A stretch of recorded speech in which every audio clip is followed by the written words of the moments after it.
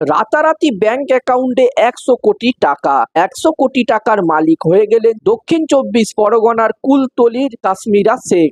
স্বামী কলকাতায় ব্যাগ তৈরির কারখানায় কাজ করেন এবং তিনি ঘরে বসে জরির কাজ করেন। অ্যাডবেস্টারের ছাউনি দেওয়া বাড়ি তাদের, এবং আচমকাই ১০০ কোটি টাকার মালিক হয়ে গেলেন দক্ষিণ চব্বিশ পরগনার কুলতলির কাশ্মীরা শেখ। তবে আনন্দ নয়, এই ঘটনায় চরম দুশ্চিন্তায় পড়েছেন কাশ্মীরা শেখ ও তার পরিবার। এত বিপুল পরিমাণে টাকা তার ব্যাংক অ্যাকাউন্টে কিভাবে এলো তা ভেবেই কুলকিনারা পাচ্ছেন না তিনি। এবং এই ১০০ কোটি টাকা তার ব্যাংক অ্যাকাউন্টে ঢোকার পরে তার নিজের অ্যাকাউন্টে যেইটুকু টাকা ছিল সেই টাকাটাও তুলতে পারছেন না কাশ্মীরা শেখ। কিন্তু কিভাবে ঘটলো এই ঘটনা? জানা গিয়েছে কদিন আগে তিনি মোবাইলে গ্যাস বুকিং করেছিলেন এবং গ্যাস ডেলিভারি দেবার পরে আমরা জানি কেন্দ্রীয় সরকারের তরফ থেকে কিছু টাকা ভর্তুকি দেওয়া হয় এবং সেটা ব্যাংক অ্যাকাউন্টে আসে, এবং সেই টাকা তার ব্যাংকে এসেছে কিনা সেটা জানার জন্যই তিনি ব্যাংকে গিয়েছিলেন এবং ব্যাংকে গিয়ে ব্যাংকের পাসবই আপ টু ডেট করতেই তিনি হতবাক হয়ে যান। দেখা যায় তার ব্যাংক অ্যাকাউন্টে ১০০ কোটি টাকা ব্যালেন্স দেখাচ্ছে।